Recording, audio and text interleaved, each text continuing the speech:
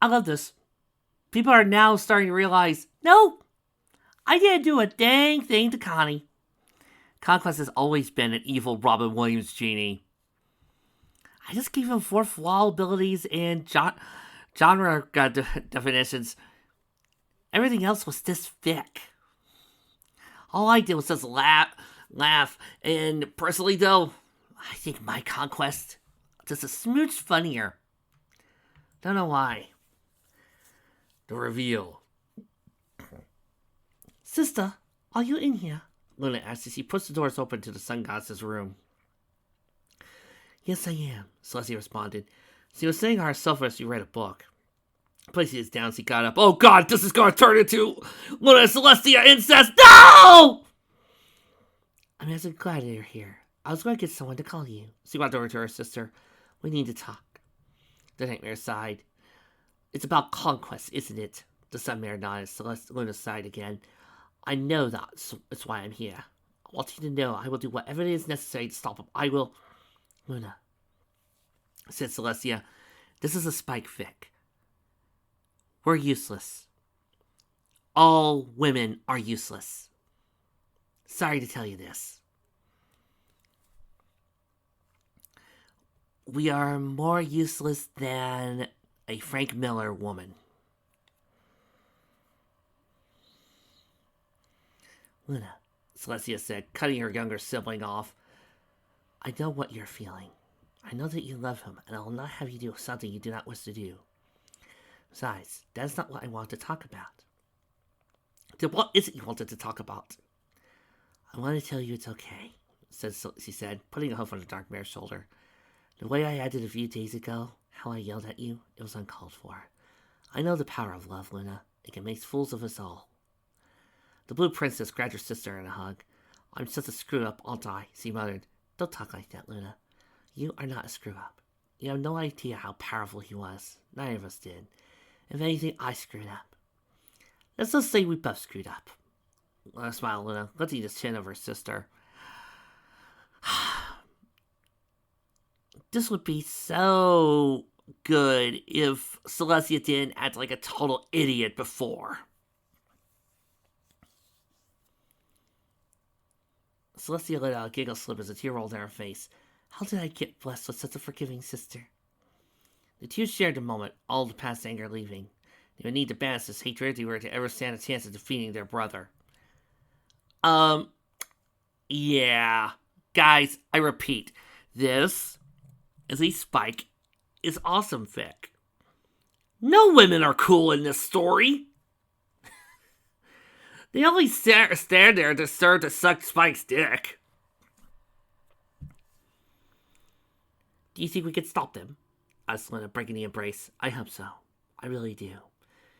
Do you think we could save him? Save Curator? Wondered Celestia. I don't know. You thought you could redeem Discord. You had faith in helping your sister so much that you were willing to gamble on a 1,000-year prophecy. And now, this dork, you're going, I don't know? Who is this woman and what has he done with my princess? But he's so far gone, sister. The last time I saw him, he was a shadow of his former self. I fear once let the creator is gone, all that remains is that monster. Woohoo! They will make him pay. The nightmare silently sobbed. I'll make him pay for killing my brother and my love. Ugh. We humbly recommend that you quit calling him your brother, Luna, and adding the love thing, because now you're just making it sound incesty. Now, sister, remember, the sun Sakura said quietly, we cannot let our need for vengeance overpower our thoughts. That's how we got in this predicament. I guess you're right. Luna sighed. Baroom! At last! A boom tube! Hallelujah! Lord Darkseid has come upon to lay his vengeful wrath upon these infidels. All hail Darkseid! What was that, Celestia? Asked Luna. Her sister let go, walking outside to her balcony. They're here! She smiled. New conquest? But he's not supposed to be here for another 2 days. I like to arrive early, what can I say? It's not him, Sun said. It's our reinforcements. Luna curiously walked up to the balcony next to her sister, gazed in awe at the massive sea of soldiers making their way to the castle. The first platoon was composed of zebras.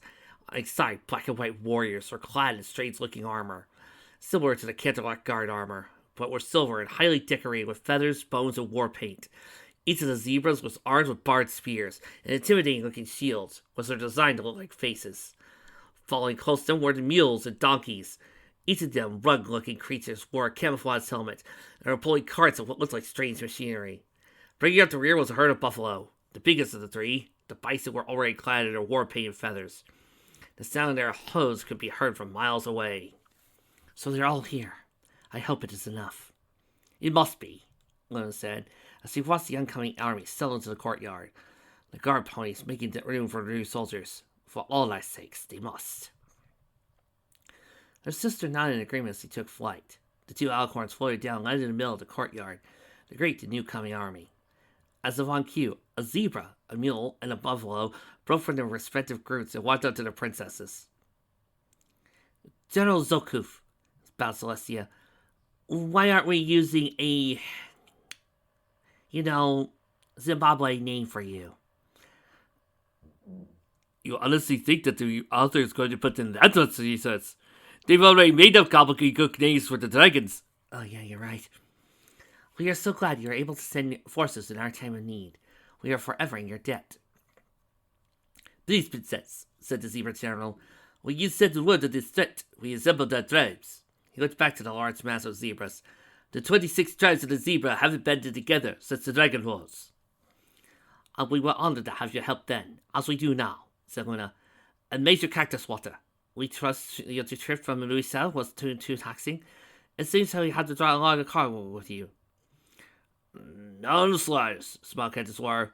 What we brought to us isn't just cargo, but innovation. Innovation? Emil nodded. Indeed, innovation, technology, industry, consignment.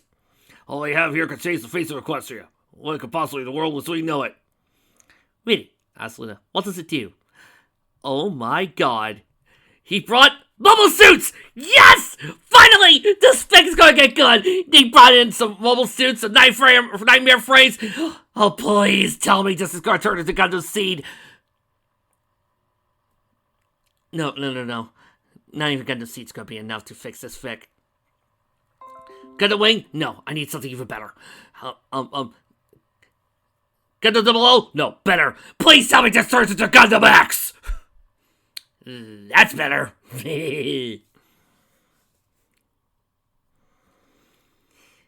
Good, we most definitely need it, said Celestia as he turned to the buffalo. Chief Thunderhooves, it's good to see you again. It is, the old bison said. Do you mind if my herd sets up the fields outside the city? I know my buffalo will prefer the space. Of course, nice white princess. Whatever you feel most comfortable. That all goes for you. Make yourselves at home. I'm sorry, people, but throughout this entire scene, the episode where the various soldiers gathered in Helsinki Bridge Ultimate is playing in my head.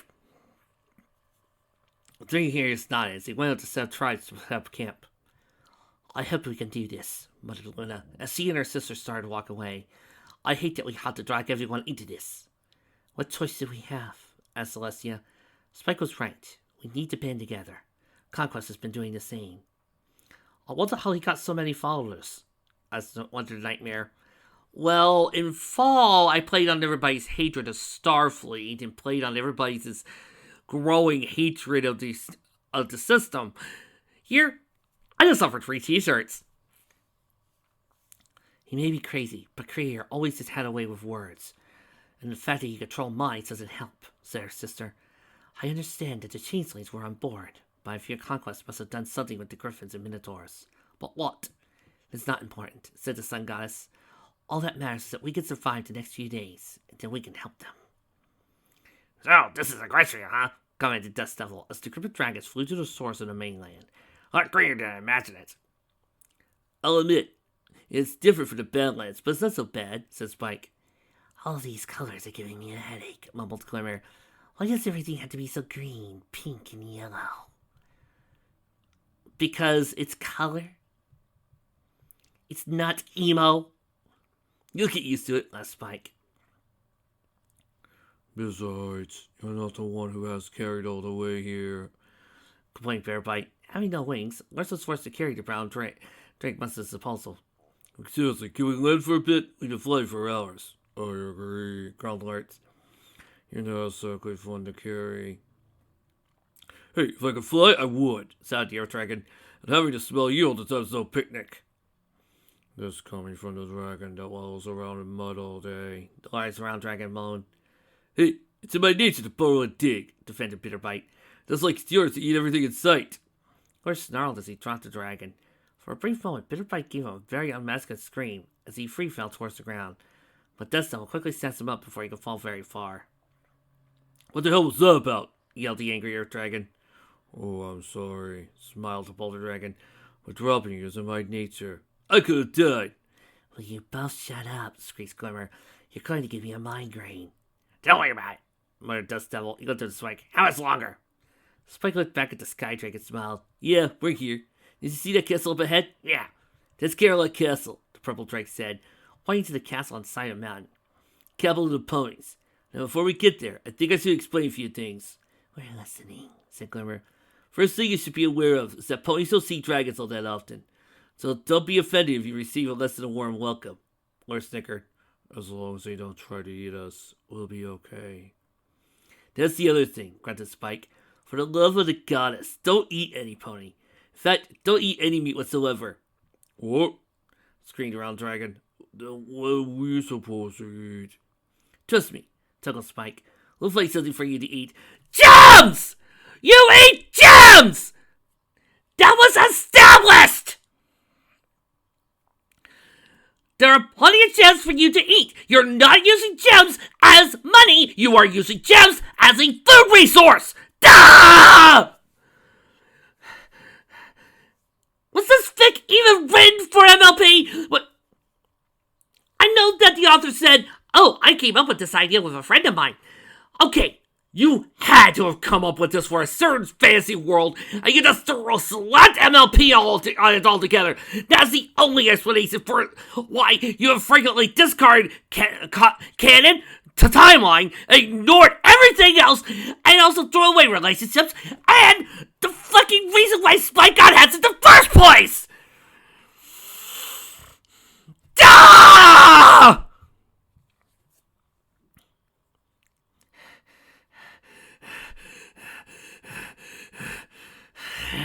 I'm this close to cracking.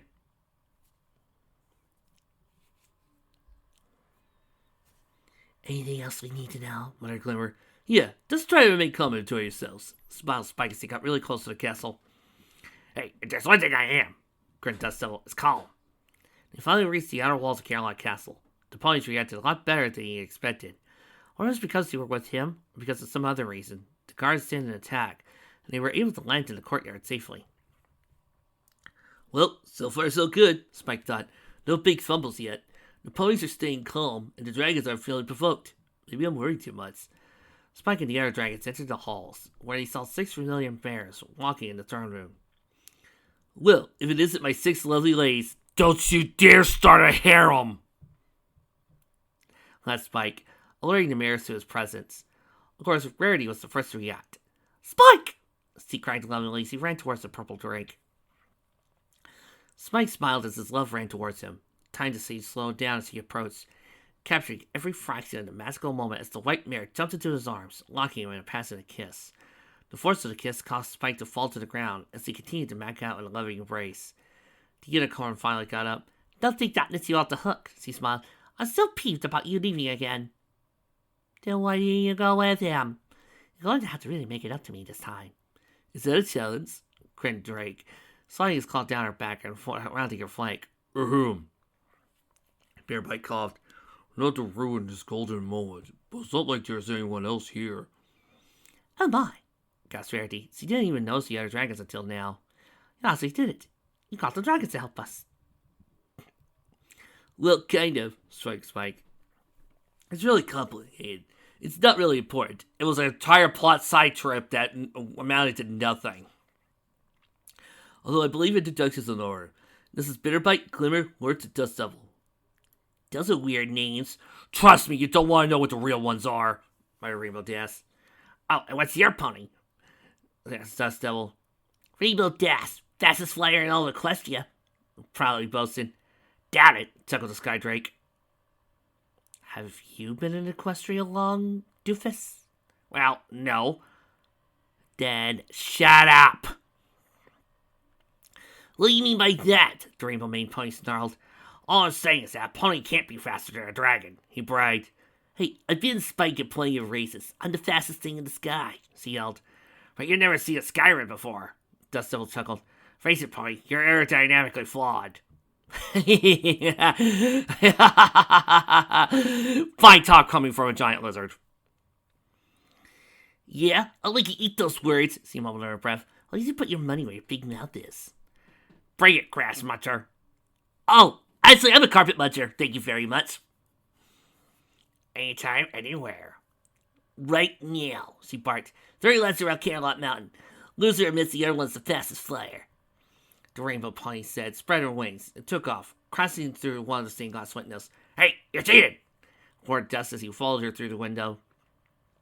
Okay, ordered Spike, turning the remaining 3 dragons. Nose Rainbow Dash, so he could be a bit of a hothead sometimes.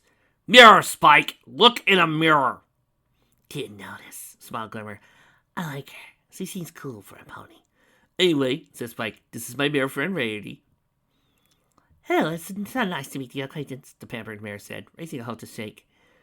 The yellow and pink one is Fluttershy. Hello there, bellowed Lurtz, and standing a massive claw to the terrified Pegasus. Don't eat me, she yelled, disappearing in a flash of dust and yellow feathers. Okay, that's it, Vic. You are insulting Fluttershy worse than Myken. Yeah, I said it, and I'm not taking it back. You are insulting her worse than Myken. Go to your closet right now, mister! My god, I know Myken has Fluttershy trembling and every single thing in his fix and fainting just because Rep said boo. I know that. But even he has Fluttershy being able to meet a pony or some other creature without screaming in terror. Fuck you, Fick. And there goes Fluttershy, faster than a rabbit on a bath day, sighed Applejack. Don't take it too personally. She's mad shy, especially around unfamiliar folks. Oh, I'm Applejack, by the way. And I'm Pinkie Pie, said the energetic pink pony, bouncing up and down excited. Well, I've never seen a dragon before. Well, actually, that's not true. I saw the Great Dragon Migration, and I see Spike all the time. But this is the first time I've seen another dragon that wasn't Spike up close. She likes talking, doesn't she? Whispered Glimmer to Bitterbite, who gave a snicker response. And I'm Twilight, nice to meet you. Now that we've been introduced... wow. Just wow. The mare who hatched you, raised you, Spike. And she's just... I'm Twilight. I have no words. This is probably the coldest introduction I think I've ever seen Spike give Twilight in existence. Well, now that everyone is introduced, Spike said, climbing his claws together, would you like to see around the castle? I guess. Glimmer. What do ponies do anyway? Well, we make cupcakes, pet Pinkie. Oh, have you ever had a cupcake before? A what? Asked the foreign dragons. What? The mayor yelled. Have you never tried a cupcake before? She slipped her behind the dragons and started pushing down the hall. Don't worry, I'm great at making them, and I'll even show you how to make some. Maybe afterwards you could take them to the spa, chuckled Rarity, still in the brace of her dragon. I said to love that. Yeah, you'll love that. We could get you an oil massage, with a cure, and mud bath, and... Mud baths? Bitterbite asked excitedly. Do you have those? Oh yeah, and they're great. You have to try one. Your dragon turned to his girlfriend. I think I'll like it here. He grinned as he, Lurtz, and Glimmer followed Pinkie and Applejack out the hall, leaving Twilight alone with Rarity and Spike. I hope you don't mind, dear, said Rarity as she shoveled her hose together, but I'd like some alone time with Spike, if that's okay with you. Oh, sure, Rarity. Spend alone time with Spike. I don't care. It's not like I haven't had much of a chance to interact with the dragon in months. He's been to a place I've never seen before and has talked to a species that I'm really going to interact with. But you'll be fine. You go talk to your boyfriend. What am I to Spike? It's not like I'm his mother/big sister figure or anything. That's so silly. Why would I care about Spike?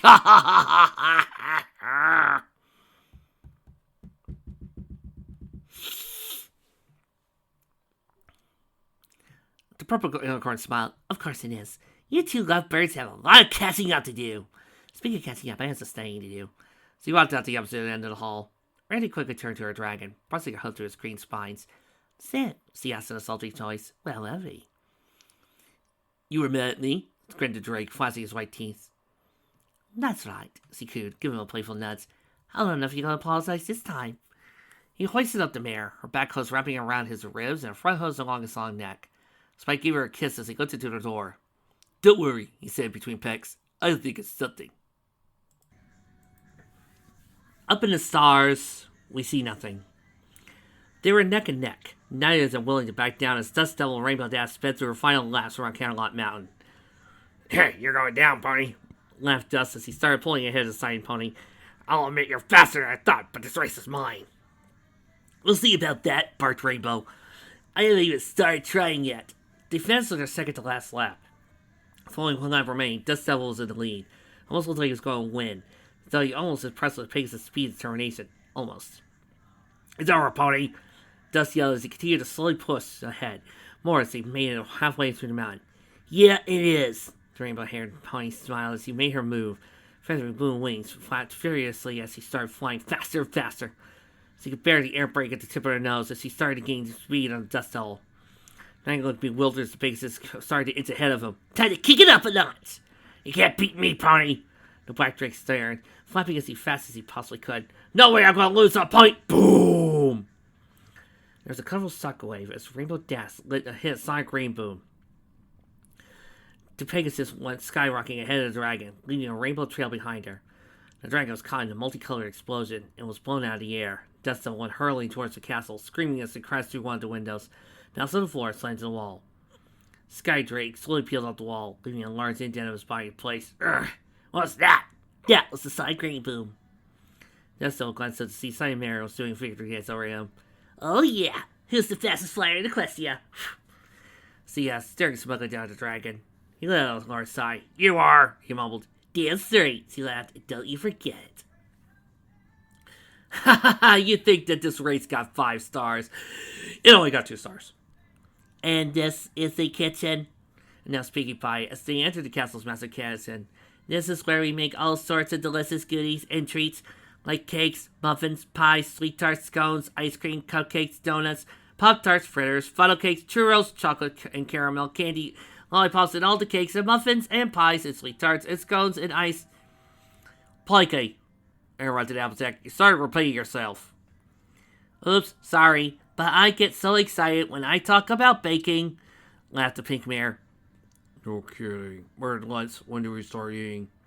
First, we had to mix the batter, giggled Pinky, as he pulled a large mixing bowl from under the counter. We're going to need some milk, flour, a few eggs, and lots of sugar. Sugar? Asked Bear Bite. What's sugar? Big Pony laughed. That's funny. Every pony has tried sugar before, and it's so good. We're not ponies, Glimmer said bluntly. Never heard of sugar before. Let's try it. What? Pinky gasped with disbelief.